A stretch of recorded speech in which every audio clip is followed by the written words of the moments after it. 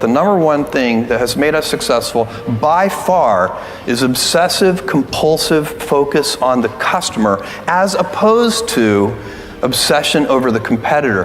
And I talk so often to other CEOs and some other CEOs and also founders and entrepreneurs, and I can tell that even though they're talking about customers, they're really focusing on competitors.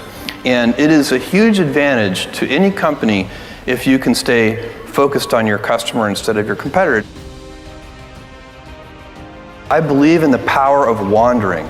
All of my best decisions in business and in life have been made with heart, intuition, guts, not analysis. When you can make a decision with analysis, you should do so, but it turns out in life that your most important decisions are always made with instinct, intuition, taste, heart.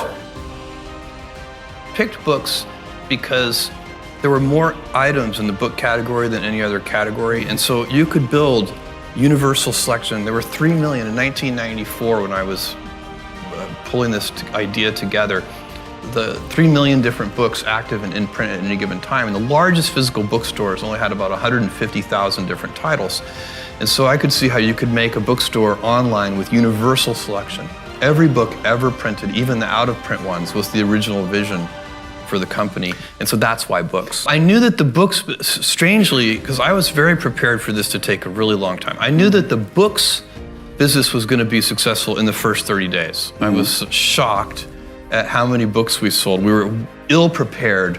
We had only 10 people in the company at that time, and most of them were software engineers, and so everybody, including me and the software engineers, were all like packing boxes. We didn't even have packing tables.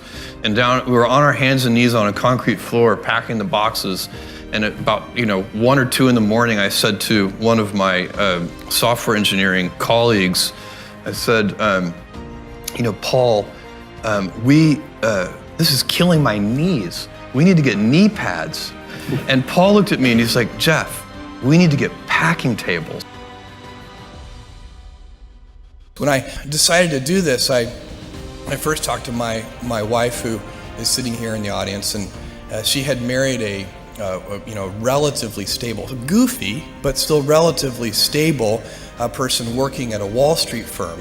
I worked at a quantitative hedge fund, and this was a hard decision. And I was looking for the right framework in which to make that kind of important decision. And the right framework I found is a regret minimization framework. And so that's just a nerdy way of saying that you want to project yourself to age 80 and then think back over your life. And if you're 80, what are you want to minimize the number of regrets you have throughout that period of time. I think this is something a lot of people do, maybe subconsciously. Very few people probably name it regret minimization framework because most people are healthier than that. But it was a very clear way for me to think about making that kind of life decision. And the way it helped was I thought, okay, if I go do this thing and participate in this thing called the internet that I genuinely believe is going to be a big deal, and if I fail, am I going to regret having tried and failed? And I knew the answer to that was no. But I also knew that if I didn't try, that I would always regret that. I would always wonder, and it would haunt me until that mythical day, which I actually hope will come. Many kids and many grown-ups do figure out over time what their passions are. And sometimes we let I don't think it's that hard. I think what happens though sometimes is that we let our intellectual selves overrule those passions. And so that's what needs to be guarded against. I'm going to put the vast majority of my energy, attention, and dollars into building a great product or service, and put a smaller amount into shouting about it, marketing it. Because I know if I build a great product or service, my customers will tell each other. You have to mix in some patience with that,